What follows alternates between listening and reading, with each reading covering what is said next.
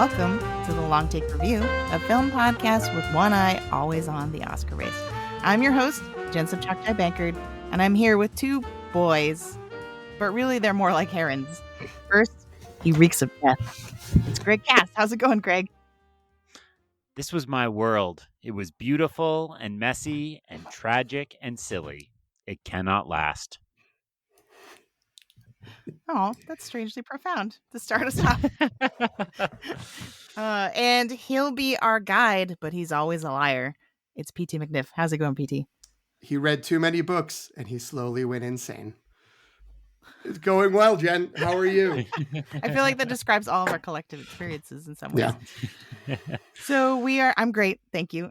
We are here today to review The Boy and the Heron, the newest animated fantasy film by legendary director Hayao Miyazaki. Very highly anticipated for me. I don't want to speak for everybody else. The story follows a young boy who moves to a mysterious old estate after the death of his mother during World War II.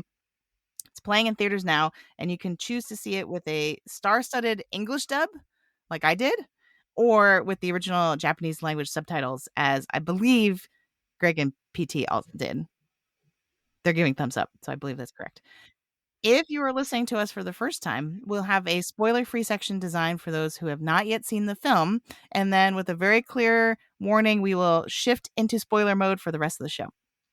PT, if fine folks listening want to hear more, what can they do? Well, they can subscribe to the show on any and all of their podcast catching apps or websites. Apple Podcasts, Spotify, Overcast. I think there's YouTube podcasts, maybe. I don't know. There's all kinds of podcasts. Go look for us wherever you get your pods. Subscribe. Leave a rating. Maybe write up a little review if you want to. And it's course evaluation season, so we're ready to get ratings and reviews. And you can also follow us on the home base of Jen's Substack, thelongtake.substack.com, or on Instagram and Threads at the Long Take Review. You can get updates there about our activities. Thanks, PT. I don't speak for me. I feel like I'm not ready for course evaluations. I've barely finished grading all my papers for this semester. So we are just about ready to get to our review of The Boy and the Heron. But first, we need to do what I can't promise it will be quick. Movie news update. Just in off the wire, it's your Hollywood news. All right. So I said I don't know if it's going to be quick because, sorry, I'm still jamming to the tunes. The Zoot Suit Riot tunes. Okay, so Golden Globe nominations came out bright and early this morning. I woke up to it flooding my feed. We should note, Jen, we're recording on Monday, December 11th. So that was the day the nominations came out. Thank you. That's good. Yeah, because this episode is probably going to drop a week from now. So, hopefully the takes will stay fresh between now and then. As far as I know, nothing major, like no other awards are coming out in the next week, but who knows? Anyway, I thought, Greg's shaking his head, so I guess that means I'm right. What are some of our big takeaways? We said we'd limit ourselves to 3 takes from these nominations. I think, were these surprising to you? Were these typical Golden Globes nominations? What do you think? I'll start by saying, hey, the Golden Globes still exist. There's your first surprise. They're still around. They are back from the dead. I'm not an expert on this, but as I understand it, they are now kind of an entirely different voting body, that the Hollywood Foreign Press Association no longer exists or exists out independently of the Golden Globes, and that this is now being wholly owned and operated by Dick Clark Productions, to eventually be broadcast on CBS. And here's my good news of the day: on Paramount Plus. So those of us who don't have terrestrial television will also have the chance to see it, abuse those free trial subscriptions at the appropriate moment to have access. So yet, all that being said, I would say these felt very much like traditional Golden Globe nominations. We were already joking a little bit that there are a few moves here that feel like they are purely let's get famous people in the room. They have expanded a bunch of categories to 6, seemingly just to get a 6th celebrity into the room for each category, and added 2 categories of note. And I will use that as my transition into my first of my 3 takes from this. WTF box office achievement. This category makes no sense. In my book, if you make a movie that makes a ton of money, the reward is a ton of money. And you don't really need to also have an award tell you that you got a ton of money. If you look at the list, it's a really weird set of movies. Does one of you have it up right now? I'm close to it. Hold. I believe it was. It was. Still pulling it up. It was Barbie, Guardians of the Galaxy Volume 3, John Wick Chapter 4, Mission Impossible: Dead Reckoning Part 1, Oppenheimer, Spider-Man Across the Spider-Verse, the Super Mario Brothers movie, and Taylor Swift: The Eras Tour. Many movies we all sort of link together in our minds. Yes. So if you look at that list, to me, I would say all the ones there that are worth anything are probably nominated in another category, with apologies to the divine Miss Swift, who that's just a play to get Taylor Swift at your award ceremony. No, right? Is it really an achievement to have put cameras at your insanely popular concert and then put the movie those captured into theaters?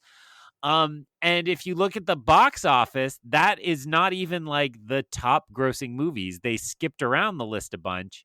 Now, this podcast does not endorse Sound of Free. It's not like the top 8 at all. Then what is it supposed to be?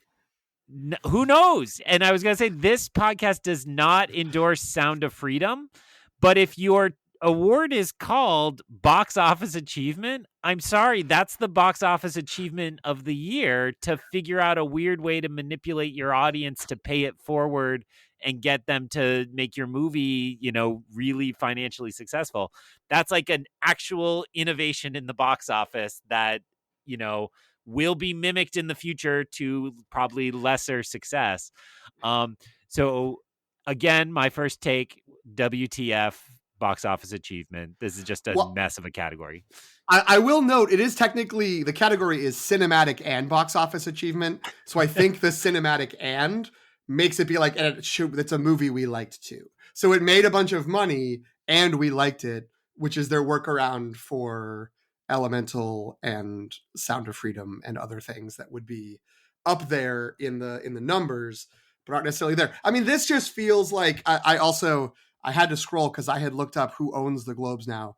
But yeah, the Hollywood Foreign Press has dissolved, and this has been acquired by a billionaire's private equity firm named Todd Boehly, as well as Penske Media, who publishes Variety and The Hollywood Reporter. So totally cool and chill organizations that I'm sure will never create any problems in running this show, but not the group that was definitely causing problems running the show.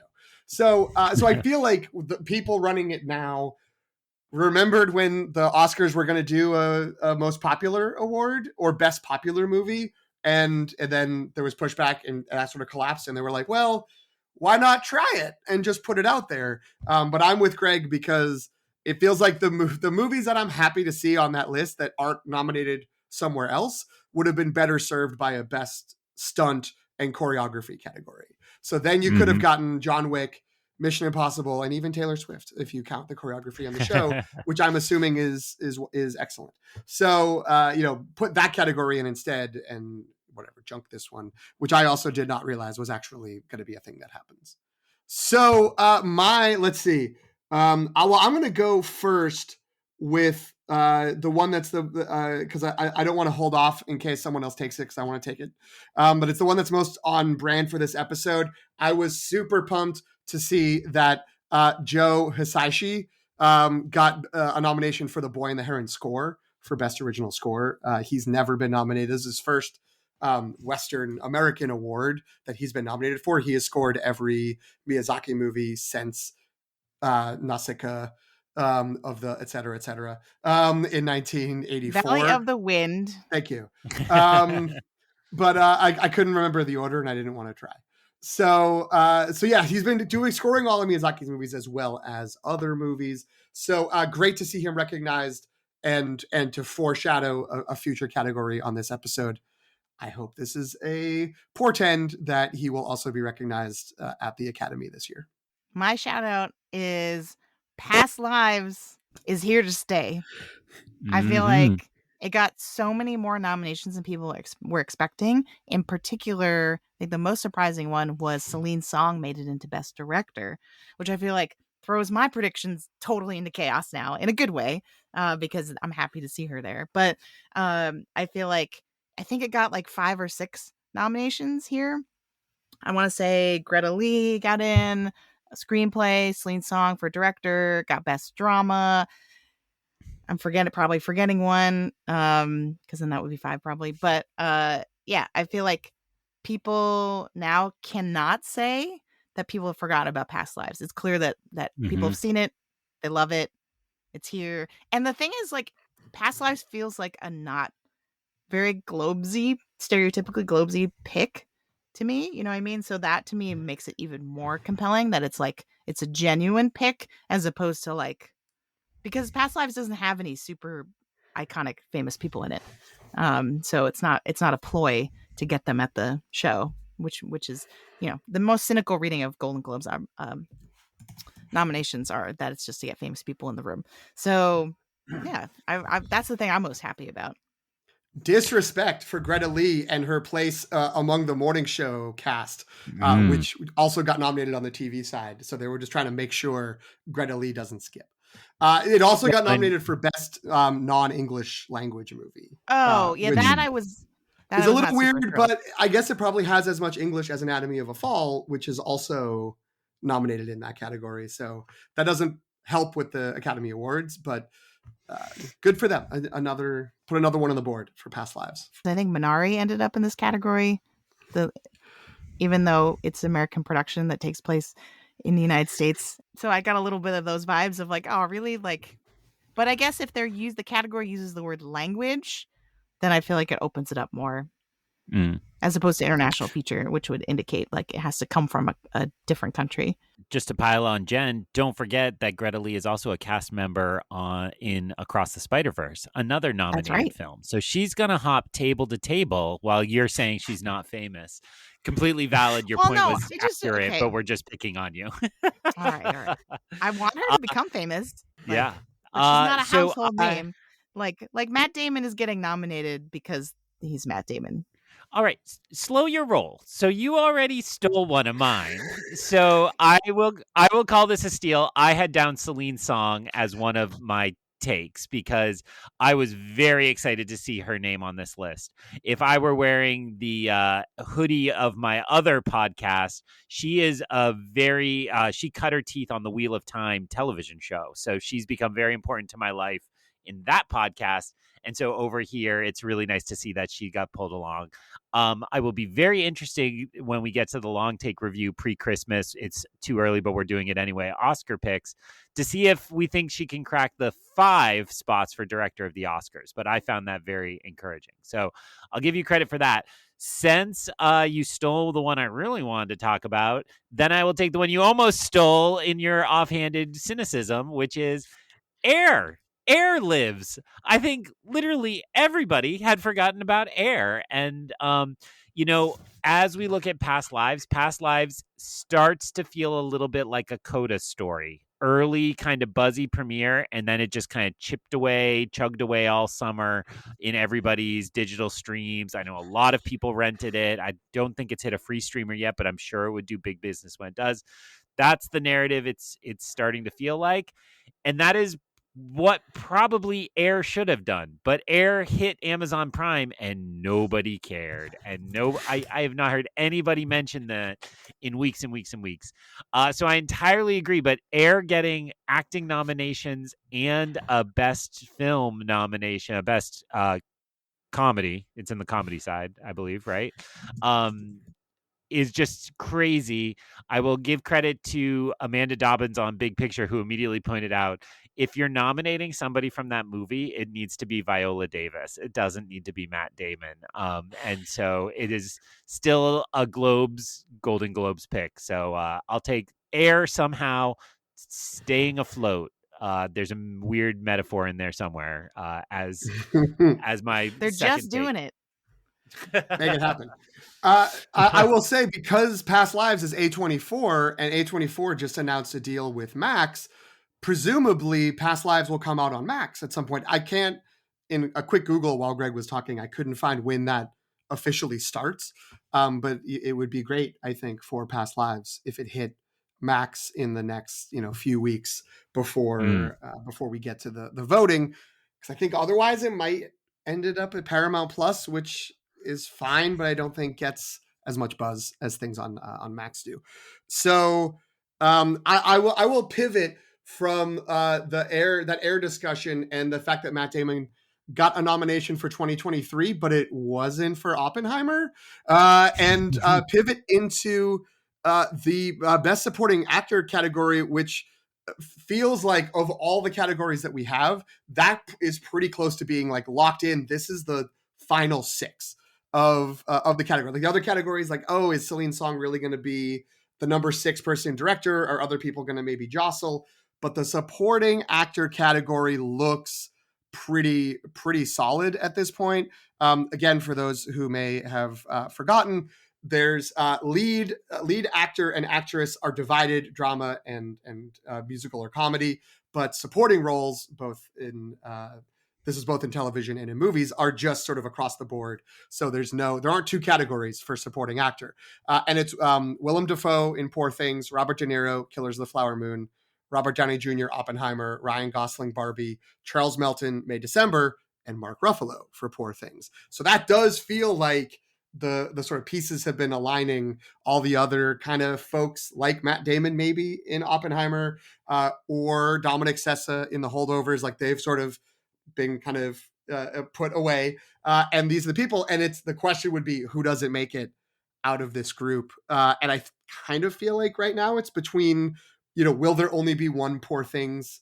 actor nominated, or will Ryan Gosling not will the Barbie love not get him into the final 5? So I would say, and granted, Poor Things just premiered, right? So this could change very rapidly once more people see the movie. But it feels like in the critical conversation, Poor Things is still very strong contender, but is not the front runner it was when it came out of.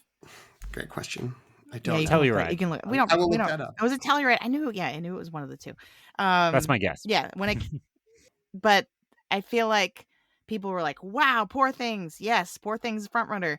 Kind of like, right behind Oppenheimer potentially, or people were really kind of thinking, "Oh, could it be?" And I feel like now it's sort of like, "Oh, maybe it's still in the running, but is not kind of in the head of the pack." So for that reason, I think I had originally had Ruffalo and Dafoe in as like the traditional double nomination from the same movie in this category. But I feel like Barbie's still going really strong, getting nominations left and right and all these sort of precursors. And then because of that, I'd say to me, it's more likely Ryan Gosling stays in, and then probably Willem Dafoe is out, because people seem much more enamored with Ruffalo. Like, people like both of the performances, but people are more likely to mention Ruffalo as a standout.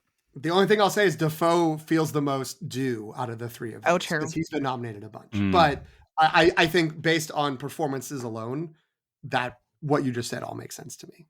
I'm just going to throw this out there. You all follow the odds makers better than I do.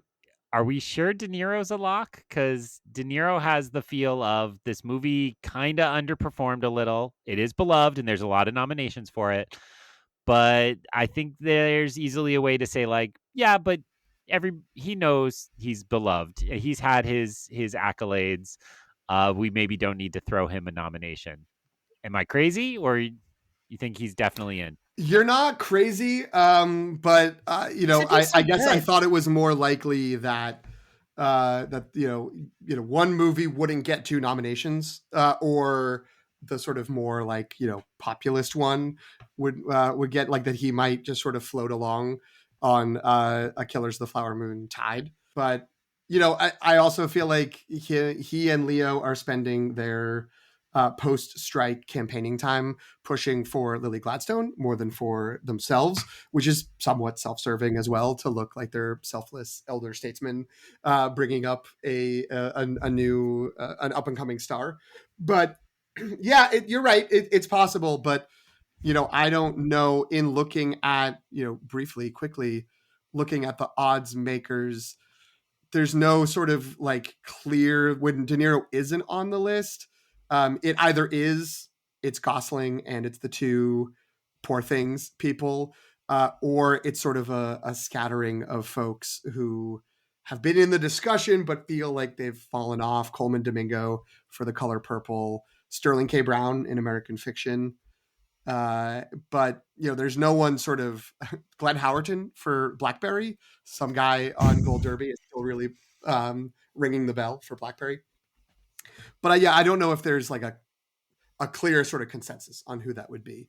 So my guess is that De Niro has gone from like one of two locks to being somewhere around fourth or fifth, but we'll probably still get in to the get a nomination. He also sort of got a little bump, I think, from the Gothams because I think it was the Gothams. They cut off his speech because he was getting too political. Did either of you hear about this? I did. I didn't hear the speech or anything, but I did hear. I didn't hear the speech either. Yeah, I just saw the news, the sort of the press cycle around it. So if people are really like, yeah, Robert De Niro, you speak your mind, right? Don't let the man get you down. Then maybe he gets a little bit of bump. But I do agree, Greg, that like it might be the thing we're not seeing. That makes sense to me. It's like the thing everyone assumes is a lock, and then on nomination morning, we're like, wait, what? Where's Robert De Niro? But I think it also is highly dependent on how big a day Killers has in general. Right. Well, and I still remain very high on Killers. I want Killers to do much better than its kind of already cooling reputation grants you. But I do wonder if there's a little bit of old Academy, new Academy to it. That Killers feels very old Academy. Lily Gladstone accepted. It's Leo, it's De Niro, it's Scorsese. That's like the old, we vote for Green Book Academy's pick, versus Poor Things seems like the edgier, cooler, we voted for Parasite Academy's pick. And so the Academy has gotten younger and more diverse as the years have progressed since then, but maybe there's still enough of the old guard left. But Jen, I think it's your turn for a take. So I feel like Zone of Interest is in a little bit of trouble after this because it did make it into Best Drama, but it missed in a bunch of key places otherwise. It didn't get in Director, right? So now I'm like, oh, maybe I'm assuming Jonathan Glazer is not making it in Director. And then I think it missed Screenplay as well, which are pretty big categories. And so, whereas on the other hand, Anatomy of a Fall had a big day at the Globes where it's like it consistently got in a bunch of categories. And so I'd say like maybe it's going to be the like one international feature that was not actually nominated for an international feature. that makes it into Best Picture, which would make it a very weird year. But I can definitely see that happening. And I don't know if it's just because like people don't want to see it because they know what it's about. Because I feel like everyone I've heard who has seen it is raving about it, but they're like, also it like destroyed me, and it's a very hard thing to watch. And so I feel like if that gets around as its reputation, maybe it's one of those things where like not enough people end up seeing it, and then it doesn't kind of break into the Oscars. Yeah, and the screenplay is an interesting one. That's the one category that's the opposite of how I usually think of the Globe to Oscar translation, where it's like, well, there's so many people nominated in the Globes because there's, between picture and leading actor and actress, because there's the division of drama and musical comedy. Screenplay doesn't divide adapted and original. It's just 6 screenplay noms. So it's possible when it expands to 10, Zone of Interest could still be in the conversation. But I think it's like otherwise, it's looking less and less likely. Like it's not really sort of holding on. I think it's been getting a little bit of recognition in critics, but mostly as the international movie, not sort of in the other categories, because those have also been coming out in the last week or 10 days, which is partially, I think, where there's maybe been some boosting of Killers of the Flower Moon. Not to drag us back there, but that there's been a little resurgence in some areas, but like Zone of Interest sort of locked in its position as maybe just an international movie. Although Jonathan Glazer has gotten director accolades from a few of the critics awards. But having said all that, critics awards are not the best bellwether for Academy success. Sneaking in a half a take because we don't talk about television. Harrison Ford had his two co-stars, his 1923 co-star and his Shrinking co-star get nominated, and he got overlooked. I kind of thought he might get in for Shrinking, but I'm not going to say the words you think I'm going to say. I'm not going to do it. You're not going to play that sound. No. But my real take will be, I think The Holdovers is showing weakness too. Payne got left out of the director's race, and he didn't write the screenplay, but the screenplay also got left off the list. There was a weird moment in early November where it was like, this is just the feel-good one that everybody's going to flock to. I do think it's done pretty well on box office. I saw it hit home rental right for Thanksgiving and thought that was such a good call, but I then didn't hear a lot of my family and friends say they watched it over the last couple weeks. So I think it's losing a little of its luster, and I still have strong hopes for Divine in that category, which I don't think I get to predict that category when we do predictions coming up. But I have hopes for her. I am sure Giamatti will still pull a nomination, but I think Holdovers is starting to feel like you can have a whole bunch of nominations, but you might go home empty-handed. Or it might be Holdovers, congratulations, you got 6 or 7 nominations. We're consolidating our support into Davine, Jen, is that how we have just... Yes, I recently learned we've been saying it wrong. We talked about that on our the Netflix episode, which, Greg, you were not on, and you may not have had a chance to hear. It just dropped. But yeah, Davine Joy Randolph might just be the person where it's like we're all consolidating there in the same way that maybe Killers of the Flower Moon support is all just going to go to actress for Lily Gladstone, and it'll be like, yep, check that box, we're done. But I think that's a great point. I had that on my list too of, where are the Holdovers, and I'll go from that to the other sort of, is it time to pronounce Dead on Arrival once again? The Color Purple did get one nomination. Where was it? Was it actress? Female actor in a supporting role, which again, Danielle Brooks, which she's been in the conversation for a long time, and that's good. But it's best, musical or comedy in both lead actress and also in best picture. For a big musical to not be able to show up there when it has that path, I don't know. Again, maybe it's because it hasn't been seen by that many people. It only started the critic screenings, in the last few weeks. And again, not super clear to me, at least, who is voting on this or who's making these choices. Do they have any extra access that regular critics don't? But yeah, that seems a little that's going to hurt their chances for all the other people in The Color Purple, at both above and below the line, who are potentially going to think they're going to have a chance.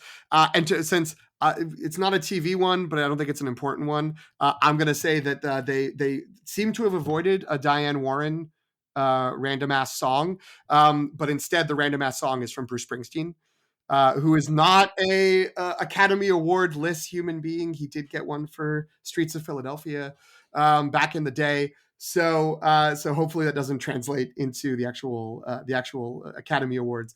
But yeah, what is this movie? What is this song? Who has ever heard of it? But good, I guess good for the boss. All 3 Barbie songs got in. Yep. Which I was like very happy about, but then also was like, but what does this mean for the Oscars? Like, does this mean that 2 of them could get into the Oscars now because it's like all 3 of them are here? Is this just laziness on the part of the Golden Globes? But they picked I'm Just Ken and Peaches, which I've been asking for since I've seen both of those movies, and so I can't really complain that much. But I feel like maybe Oscars is still going to Oscar, right? And they still go with the Billie Eilish song only, and then Globes is just trying to have a good time by picking all three of them. They'll have Matt Damon and Ben Affleck come out and introduce it because they're there for air, so that they can introduce the song off between "I'm Just Ken" and "Peaches." Right. All right. I think we did a good job, and we will, we can get more into this. We are planning to record, hopefully on Wednesday, predictions check-in, where we take all the information, including the Golden Globes nominations, into consideration to figure out who we think is going to get an Oscar nomination. So you can look forward to that after you've listened to this episode. So I do want to get to The Boy and the Heron. Let's start with our short takes. And I put in here, if you want to talk about your relationship to other Miyazaki films, have you seen a lot of them? Are you a fan, or are you just kind of new to his work? And then sort of go into what you thought of The Boy and the Heron. That'd be a great way to kick us off. Sorry, I was still looking up She Came to Me. This is nuts. Never heard of this movie, and sorry. Because you're like, I'm probably gonna need to see this now. Right, like If it gets can be an Oscar nomination. Rebecca Miller is the director, who is the spouse of Daniel Day-Lewis. But I, with apologies, have never heard of her independent of that. And Anne Hathaway, who's starring in a different random movie that's out right now that nobody's talking about, Eileen. So what's Anne Hathaway doing? What's going on? All right. That was a Sundance Buzz movie, wasn't it? Eileen was one of those Sundance movies that was trying to generate buzz and kind of didn't. But now it's like still coming out like, what about Eileen? Yeah. Hey, come on, Eileen. There it is. All right. Set you up too much for that one. Pause to cut all of that nonsense out. So my short take on The Boy and the Heron. Well, I'm gonna go first and get me out of the way. So this is a safe space, and I'm gonna be completely honest. I'm not a Miyazaki guy. I respect it. I have seen the majority of them, but I will say the actual truth is that I usually leave them going, why does everybody love these so much? And I want to just emphasize, the problem is me. It's not anybody else, and it's not the quality of the film. I think there's just something. I think I was raised too much on Disney, and so I want kind of stronger plot and things like that in my animated movie. And I would say I'm just going to burn all these bridges and then pretend I have technical issues and hang up. I will say there's a quality of Miyazaki movies that are a little bit of vibe movies, right? That it's really not like, what is this kid's journey through these places? You're supposed to just enjoy the majesty of the settings, the quality of the animation, the inventiveness of the creatures, and those don't always land well with me. I respect it again, but I'm not always there. So, all that being said, Boy and the Heron is my favorite of his movies I think I've watched, and part of that may just be that it's the only one I've ever seen in the theater too, which means I was a little more locked into it and locked into the vibes as opposed to at home.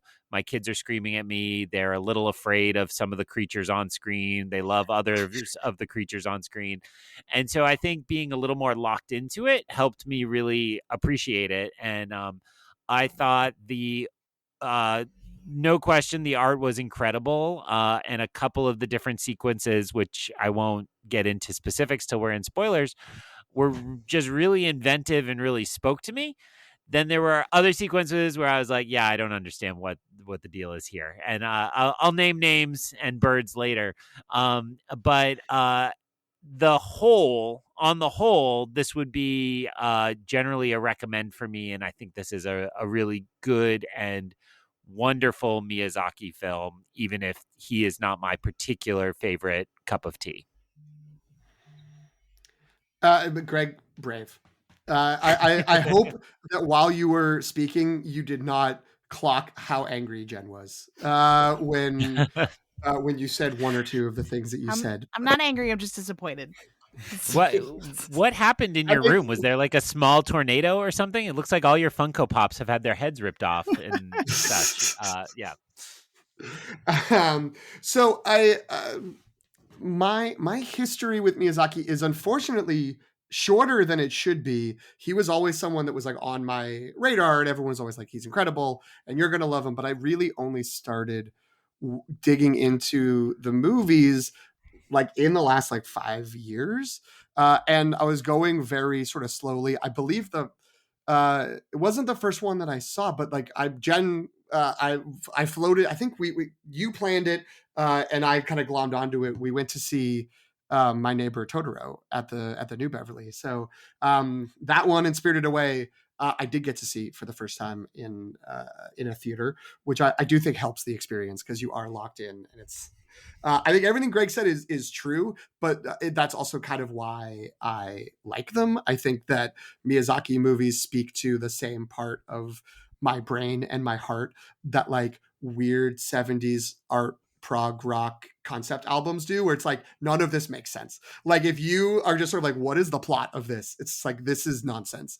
This is and it's all, there's many old classic, fables, nursery rhymes, anything that's sort of children's stories that could be co-opted by hippies or the counterculture movement because it makes a lot of sense when you're on mind-altering drugs. That's the same pocket. That's the same area, and that that does work for me. And the vibes of it, the podcast Blank Check, which does like director filmographies, did Miyazaki a few years ago, and I can't remember who it was, but one of their guests who came on said that they always thought of movies as either being puzzles or dreams, and that most movies are puzzles in some way where you're trying to figure out what happened or what's going to happen or who did what or how are they going to figure this out and get together or solve the crime or whatever.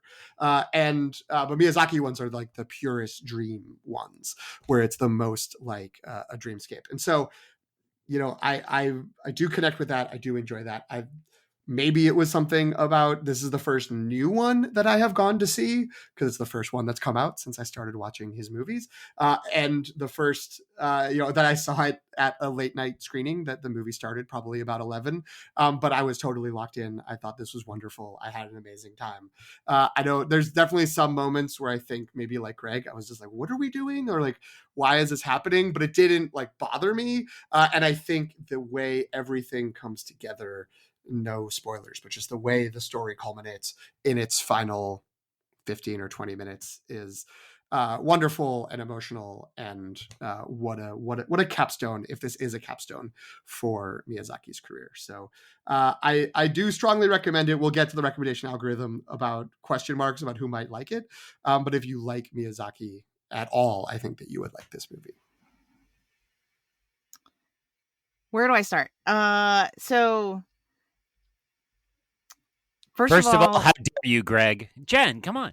Well, I was trying to formulate a less hostile way of saying that because I appreciate you and I want to understand your perspective of total ignorance.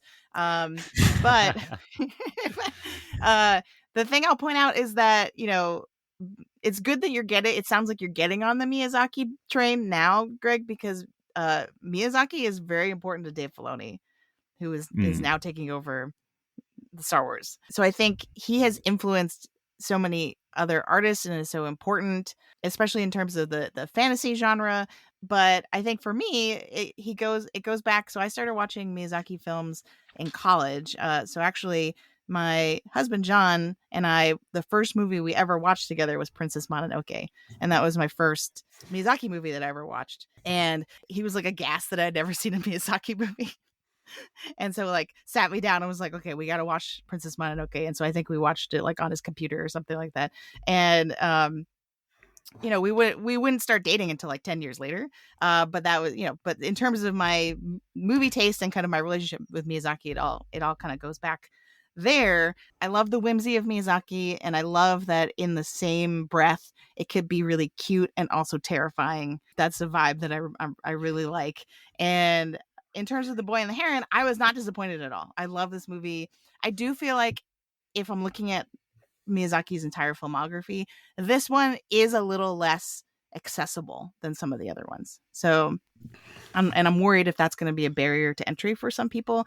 In terms of like, what PT was describing in terms of like the sort of surrealism, and you kind of have to like go with it and let it wash over you sometimes and not overthink sort of like what's happening and why and when and all that sort of stuff. I think this doubles down on that a little bit.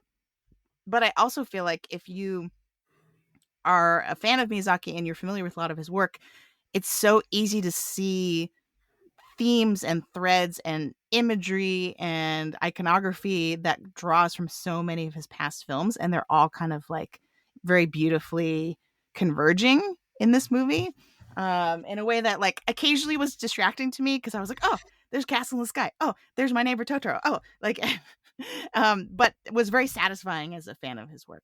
And so yeah, so I was very happy coming out of it. I did think it was like, I need to talk about just like the basic what happened with you, with both of you, just to make sure I'm on the right page in terms of like what I saw, as I think you do with some other Miyazaki movies. But whereas like, if you think about My Neighbor Totoro, the plot of that is like pretty grounded and straightforward, and then it's like very clear what fantasy elements are sort of being mixed into that. Whereas this movie, it's sort of like at certain points I was like, wait, like where are we? Like what is happening? in a way that I found enjoyable, and I often appreciate films that don't hold my hand at all. But yeah, in terms of like, I don't know, and maybe this is us moving into recommendation algorithm. So I'm not sure I recommend this as like someone's first Miyazaki movie, if that makes sense. I think they will be like, what? As opposed to seeing it as a culmination of a lot of his past work. But do you think that because you know all the past work? Because I've only seen the Miyazaki movies. I've seen, I think, almost all of them. I haven't seen The Wind Rises yet, but I think I've seen the rest of them. But I've only seen all of them once. So I didn't like. I kind of got like vibes, but the whole being, again, we were saying the whole thing is vibes. But I didn't necessarily point out like, oh, that's a direct reference to something else. So do you think that it feels like a culmination of all the other movies because you know all the other movies well? And so like, it could be. Is that not going to lose people? I think the abstract nature of the story and the plot might lose people, but I also think it's possible there's someone who's just never gone to see one of these who could go see this and be like, I love it, and then go see the other Miyazaki movies and be like, oh, this is like a little, not too straightforward for me, but still really good. Maybe. Yeah. So I guess I don't want to discourage anyone from seeing it, honestly, but I worry if like you haven't started with My Neighbor Totoro, or what's another good one? Even Spirited Away. Spirited Away, I think, is the closest to this movie in terms of like the fantasy elements. But it's still, you kind of know where you are at all times. You don't totally understand why certain things are happening from a fantasy perspective. Like that seems arbitrary sometimes, but I do feel like you kind of know plot wise, you kind of know what's going on. Whereas this, I feel like if someone started with this, I would be slightly worried that they would be like, this is too weird. Because I think, one of my favorite Oscars podcasts, Mike and Oscar, I think it's also Mike, says, I couldn't tell you what this movie is about. I loved it and it was beautiful, but I don't know the first thing about why there are certain birds, and which we'll get into in spoiler mode, or what all the birds mean. He was very hung up on like, there are lots of different birds. What do they mean? It does. Maybe the most this was made by an 80-something-year-old auteur was the assumption that we would know by sight who the different birds were.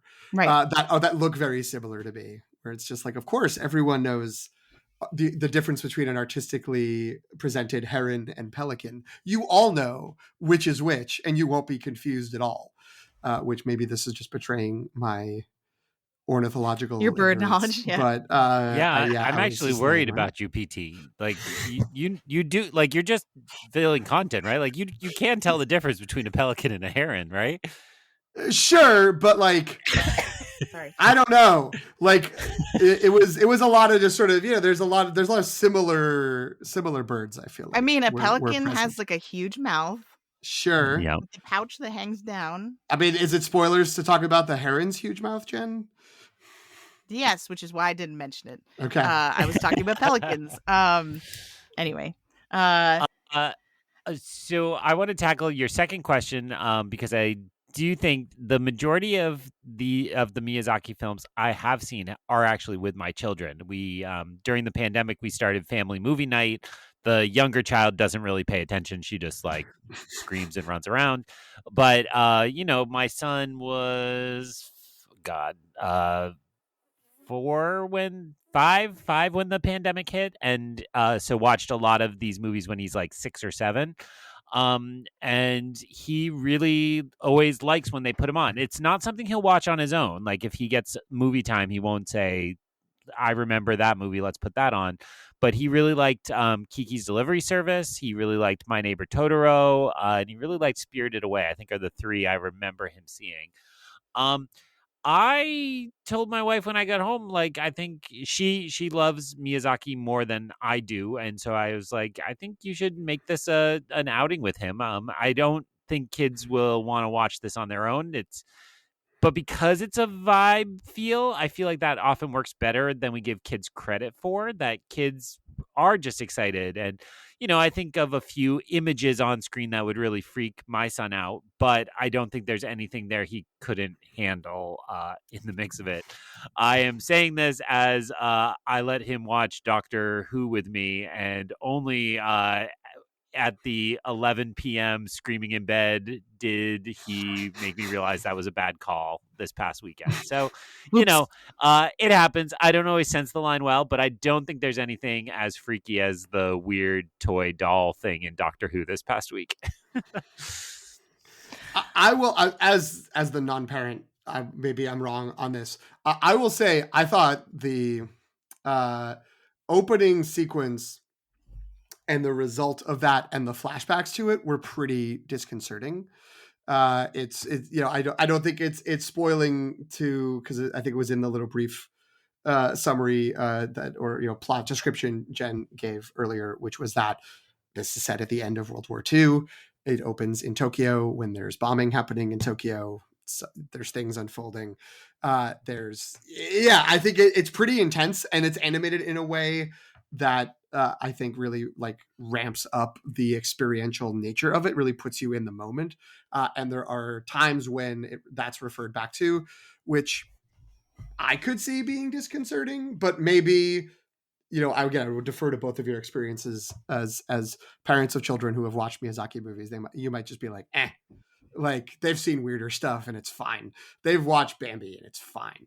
Like, they've watched That's what movies. I was gonna say. Like, they've watched enough, Disney movies where bad things happen in the opening minutes and they've gotten over it. Yeah, I was gonna say, if your kids can handle classic Disney movies, this is probably fine. But if like my kids, they would be like, fire, why is there so much fire? Like, what happened to his mom? Like, they'd have like lots of traumatized questions.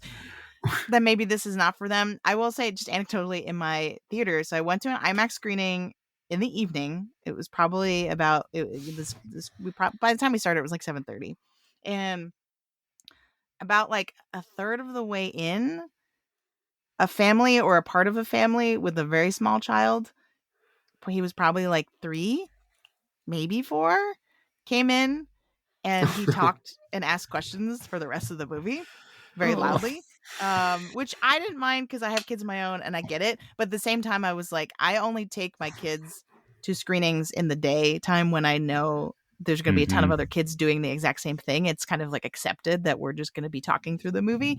And then that's a moment where I can teach them, if it's a quiet scene, like don't try not to talk or whatever. But you like, it's less kind of embarrassing when you're like, my kid won't shut up and everyone's shushing them, right? Which did happen a little bit at my screening. But the kid seemed fine. He was kind of like, he kept asking questions about like, why is that happening? Oh, what's happening to him? Why is he sad? Right? Like that kind of stuff. But he didn't seem like traumatized by it at any point. But he did come in after the opening. So it's like, I don't know. It was already full throated like fantasy craziness by the time he entered the movie. So and presumably the adults with him also hadn't seen the opening setup of stuff. So they probably didn't really have good answers, because I barely would have answers to those questions now, having watched the entire movie uninterrupted of like, what's happening there? I'd be like, I don't know. Like, here's a children's edible. Like, I hope I enjoy the ride, kid. In defense of that kid, I will point out the middle-aged woman in the row in front of me who just took a phone call in the middle of the movie. It rang and she put it up to her ear and whispered and thought this was an acceptable behavior. So I'll take the kid asking questions over dumbass lady taking a phone call any night of the week. So maybe her we need husband a also segment kept texting and I changed how my legs were crossed and kicked the seat next to him. Totally passive aggressively, like, hey, I see you texting and it's bothering me, but no, I'm just uncrossing my legs. So that's my go-to move when somebody's being a jerk. Maybe we need a movie etiquette therapy segment so we can air all our grievances. So in general, I'd say in terms of kid recommendation, if you are introducing your kids to Miyazaki, I would highly recommend Ponyo, Kiki's Delivery Service, and My Neighbor Totoro. I think those are the kid friendly, and kids will be interested in them. My kids only want to watch the Totoro parts of My Neighbor Totoro. They want me to fast forward through them. So you can do that. So I think we're ready to move on to spoiler mode, right? We good? Okay. Yeah. Let's spoil it. So if you have not seen The Boy and the Heron, or don't know how to pronounce Heron, that's the other. Can I get on my soapbox for this for like 2 seconds before we keep going? Okay. I can identify visually a heron, so we'll decide if this is worse. So on all the podcasts I listen to, everyone keeps calling it The Boy and the Heron. Oh, yeah, what's that about? I've heard that too. That's not an accepted alternate pronunciation of Heron, right? Is that some weird Midwest thing? I don't know. That's flyover state stuff. I don't know. If I had to guess, I would say one person did it, and then everyone else had imposter syndrome and was like, "Oh, I must be pronouncing it incorrectly," and then changed to Heron. Because it's pretty consistent. Like, these are like highbrow movie critics being like, The Boy and the Heron. And I'm like, what? It's a bird called a heron. Like, what? Do we not know that? I don't know. It made me angry. the Google pronunciation, Google also never wrong, is heron. I don't know. Okay. I don't know. I'm like, are you assuming heron is like a Japanese word that you don't know? And that's why you're trying to pronounce it like a foreign language. That's, and then that makes me angrier if that's the case. But I don't know. Anyway, so that's my. But we've said the word heron enough that I probably didn't need to specify that. Anyway, we are going to spoiler mode. I think it's good. If you have not seen The Boy and the Heron and you do not wish to have it spoiled, please go see it. It's great. You'll have a great time. Come back and rejoin our conversation.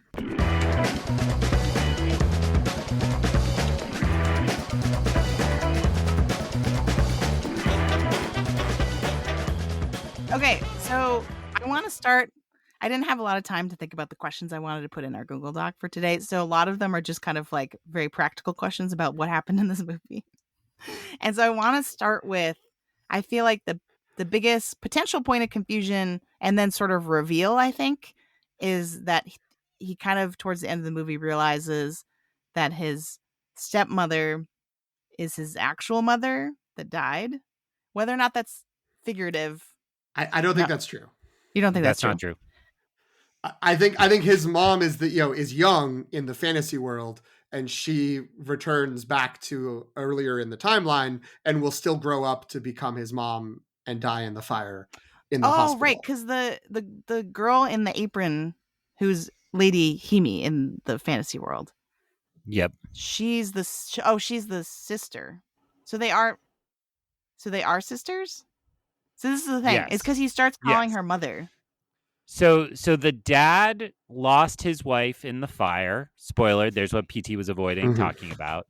And then went and married her sister. And the little boy sees immediately, like, she looks just like my mother. Like, that's weird. And then slowly pieces that together. And then the explanation is that when the mother was a little girl, she disappeared for a little while. Months, I think they said, and came back exactly as she had been. Year. Yes. And so then when he's in the other realm, that is the person he encounters and has an adventure with him. So this movie is essentially Petite Maman. just exactly the same movie. Don't even bother to see it. It's the same movie. And I do think that's kind of beautiful. So you're not wrong that at the end, then he is saying that he's calling her mother, and it's accepting that his biological mother is gone and that this woman is now his mother, and he can trust her and he loves her. And so it is the final move, you are correct, is affirming that relationship. It's just, making it clear that this is him kind of moving on from the mother he lost. Yeah. Yeah, the stepmother's not the biological mother, but he embraces her as, you are my mother now, as he's like searching for her in the underworld. Okay. Because I think my confusion came from when they're sort of revealing the kind of time loop of his birth mother. When she's like, I need to go so I can grow up and become your mother, right? She's like, I need to go back to my timeline. Then I was like, oh, is this his birth? But then later we see that there's this younger sibling that was actually born. So I wasn't quite sure where the sort of like the metaphorical, because I do think this whole movie, much like Neighbor Totoro, is like using fantasy as a way to cope with real life, and sort of like he's trying to accept the loss of his mother and then accept his new family with his aunt as his new mother, which I also thought at the beginning, because when that line when he's like, "You look exactly like my mother," oh, that's it. So it must be her sister, right? And that's going to be like the big thing. But then I got confused at the end, so that makes sense.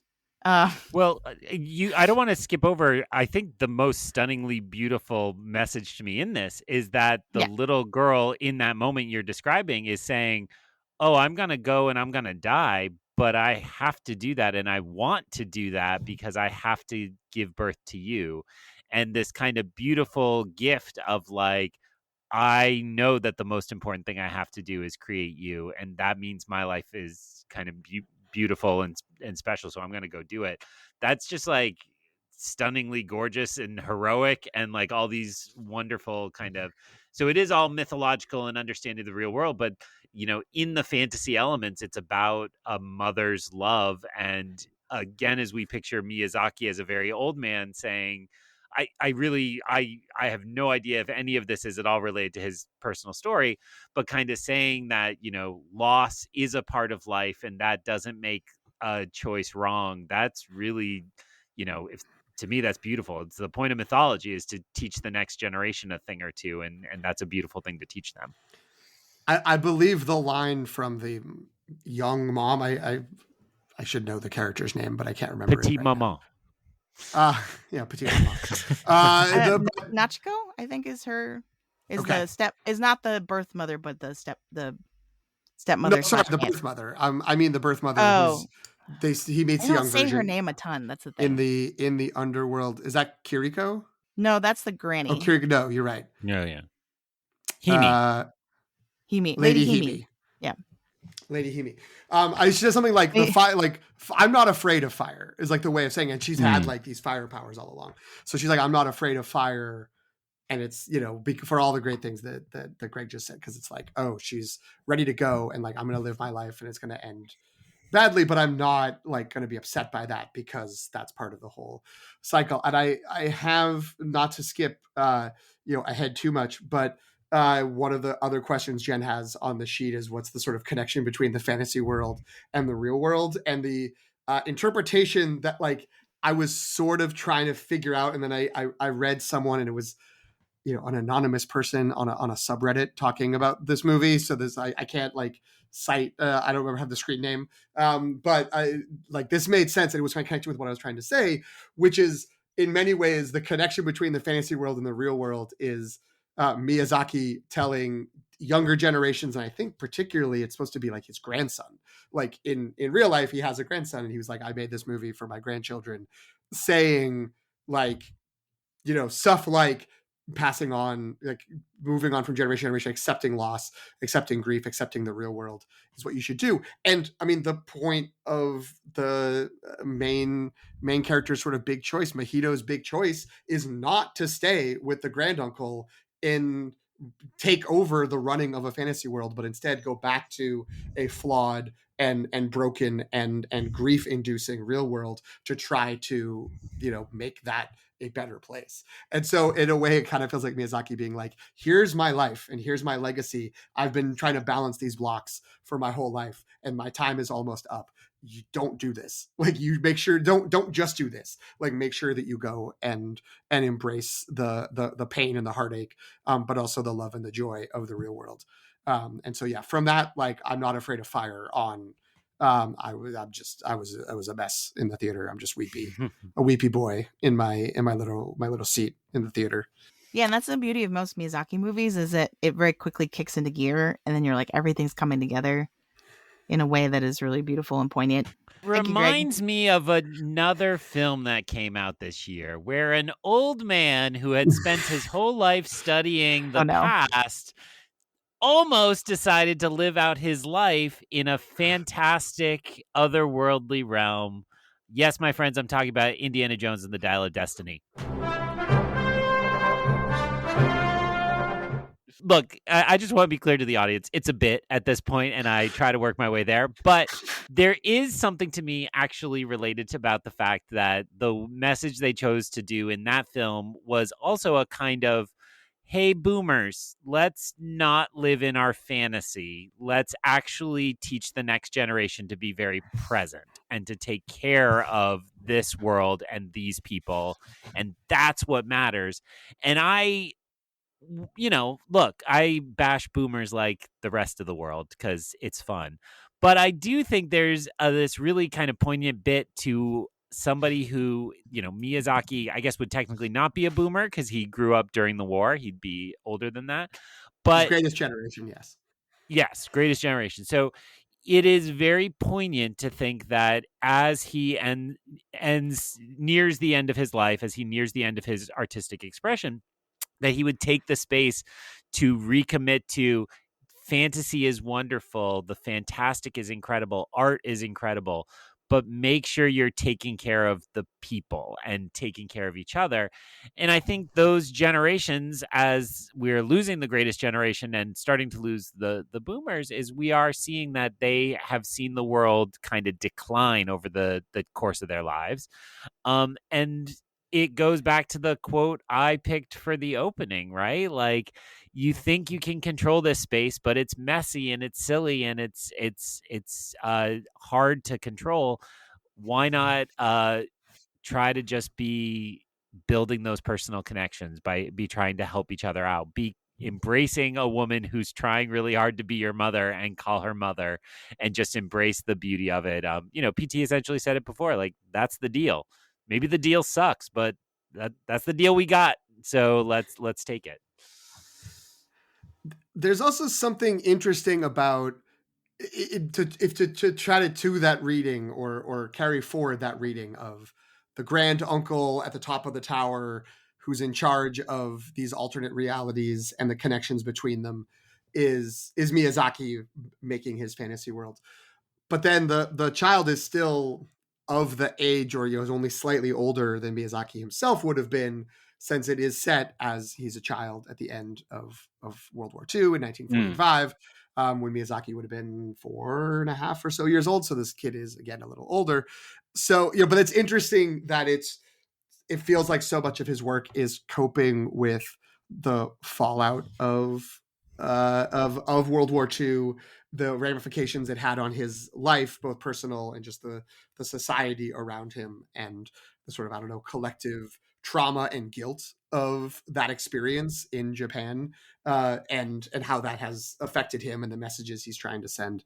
So, there's something interesting there of, you can't just easily read it as like, it's Miyazaki and he's talking to his descendants, both in his fans and in his family, because it's also, he's talking to himself as a younger person.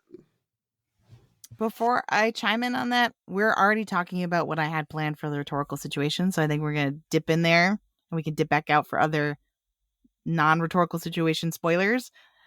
So this is the rhetorical situation, a segment in which we look at a film through the lens of our academic experience.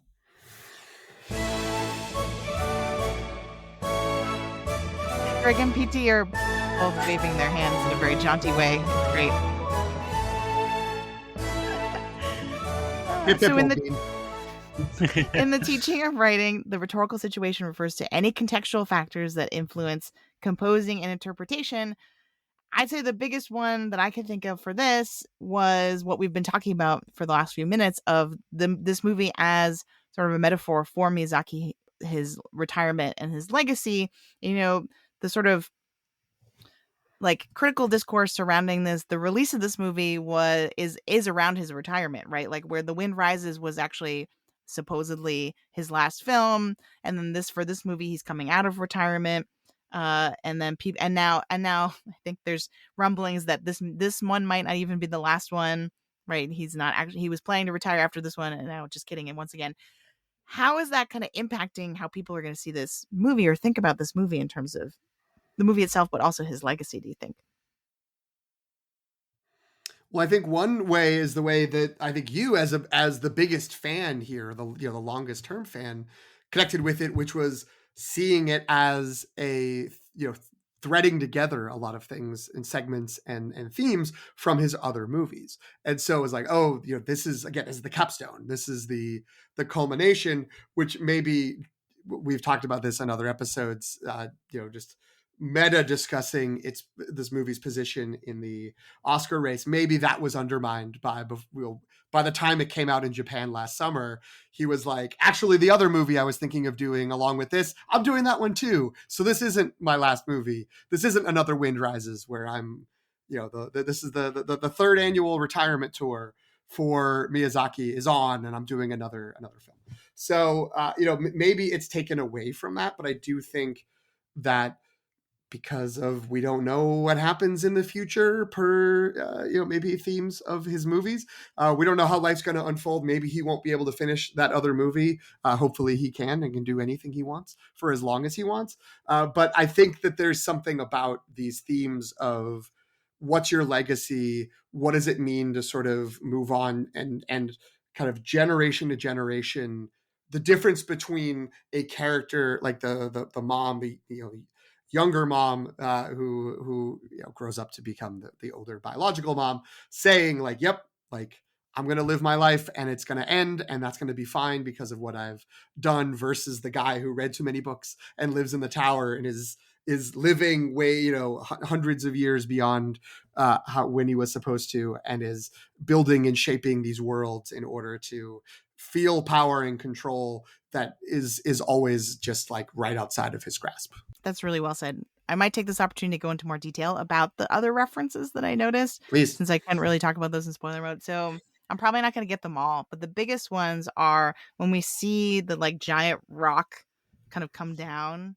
That is like cast like so much of that aspect of it, and the sort of the bloodline and the relationship between this family and this like kind of cosmic power or whatever it is, that felt very Castle in the Sky to me, like the Laputa and like this lost world that only a descendant of this family that used to rule there like can kind of unlock the secrets to go back there and stuff like that. So that felt very like I saw a lot of Castle in the Sky in this movie. And then, anytime you see a bush with like a hole in it, you have to think of Totoro, because it's like, and Alice in Wonderland in general is a huge influence for Miyazaki, and just the idea of we stumble into a whole other fantasy world, and then what we learn there and what we do there kind of helps us better understand when we go home what's going on in our own world. And so anytime you see kind of like a rabbit hole looking type thing, I always think of My Neighbor Totoro. And the idea that he's supposed to, it's a sort of forbidden area that he's not supposed to go to, but his curiosity makes it, and this annoying Heron, I guess, makes it so that he eventually has to go. Like he can't avoid it. Also, so the inevitability of that kind of also feels like Totoro. And then Spirit Away, just with all of the, basically when we go into the fantasy world, everything in there, and that there seems to be all these pre-existing rules and norms that we, along with Mahito, have to kind of learn as we go, and then he stumbles into this, and it seems like everything's established. And like the pirate played by Florence Pugh, I really love that character. She did a great job with the voice performance. Cool. Right, because you guys didn't see the dubbed. Yeah. Yeah. Oh, we should have talked about that earlier, probably in the not spoiler mode. Um, Mhm. it's okay. We can talk about it in a minute. Uh, you know, she's like, "Don't you know that these?" Like, she's like, kind of like talking to him, like, "Why don't you know how this world works?" And he's like, "I have no idea what's going on."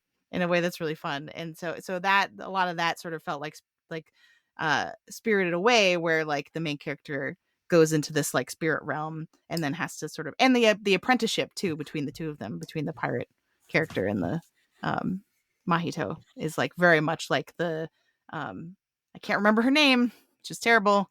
But the woman who works in the bathhouse for the spirits, and then Oh, right. she kind of Mm. takes on like she has to get a job.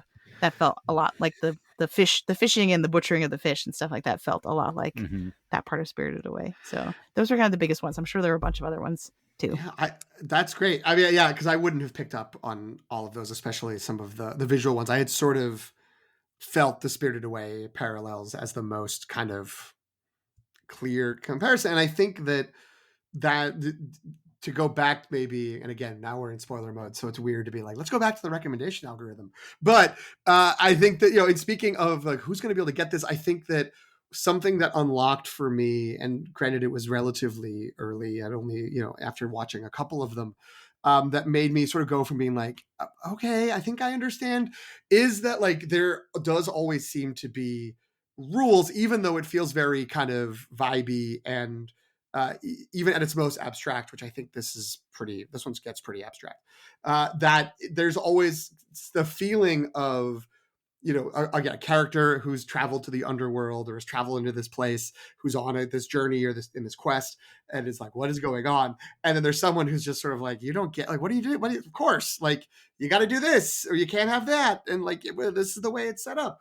That like, because there's someone who thinks it's all very normal and clear, it makes more sense. It's a great grounding technique that is in a few of his other movies, and it comes through. I think works really well in this one. But I think all of that, kind of to go back to our original question about Miyazaki's legacy in this movie, like it feels like a magnum opus in a way that a lot of the other films don't, because I saw so many of those threads kind of coming together. Um, Greg, what do you think about this idea of like Miyazaki retiring and this movie's sort of placement in that uncertain timeline? I don't, Jen. Moving on. No, Next It's question. amazing. no, very interesting to listen to.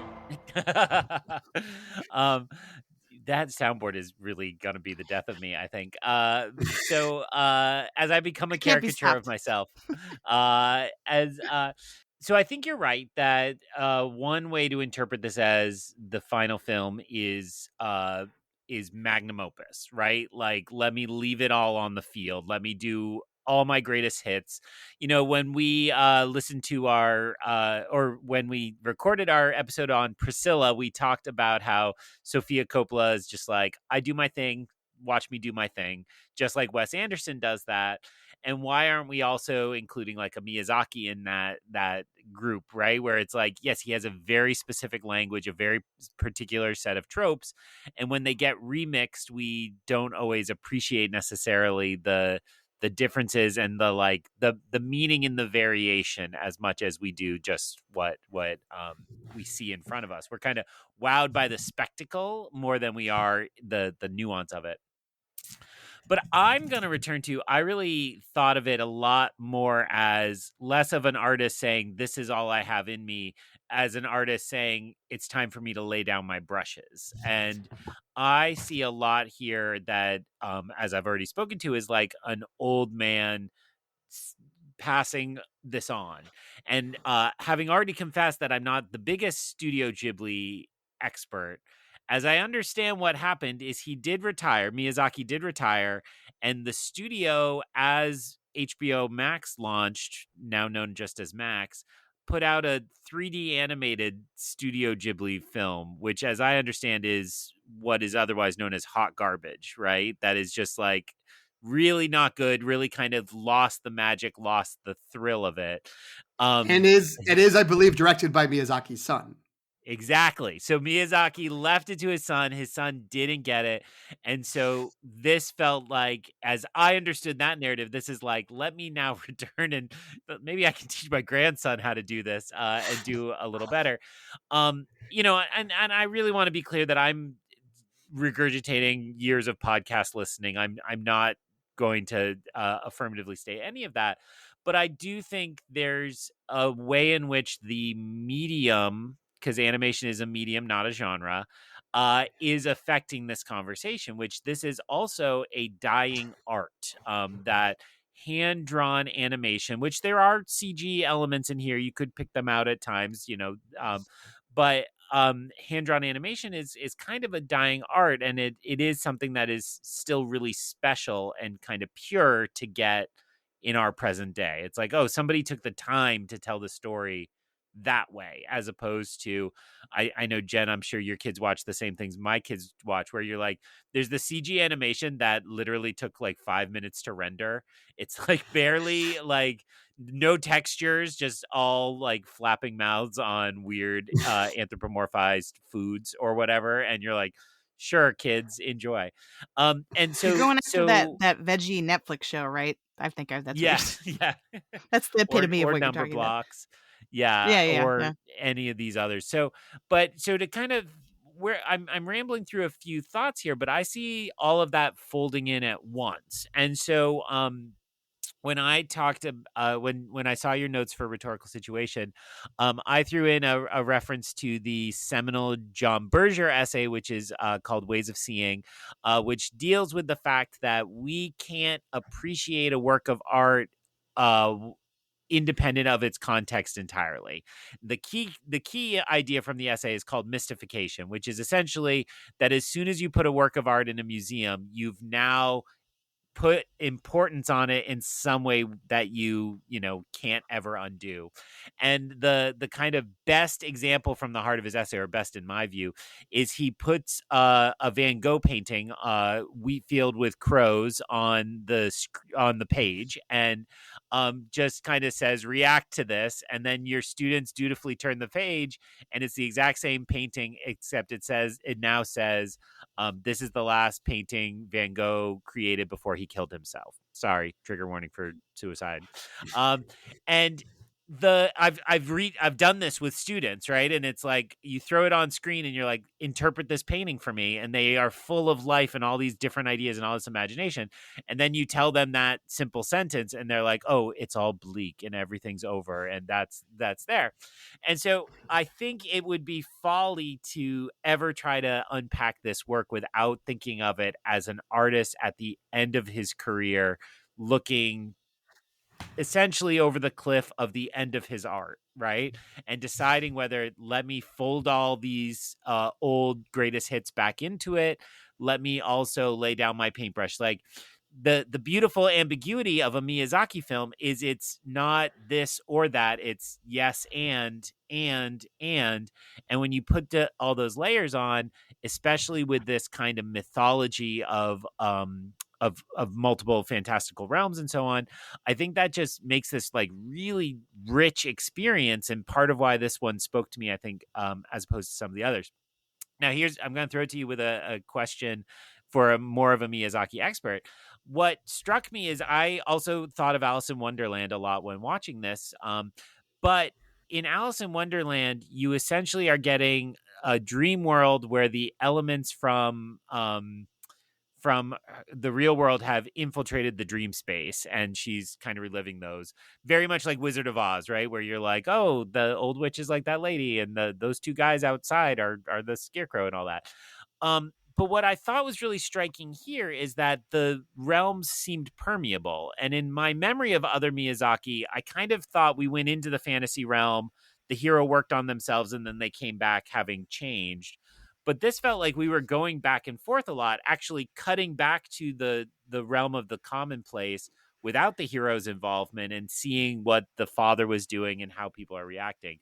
So that felt different, and feels like even more of his way to say, you think you can put a thumbtack in me and say what this is, but it's all of it. It can be everything all at once, or some such.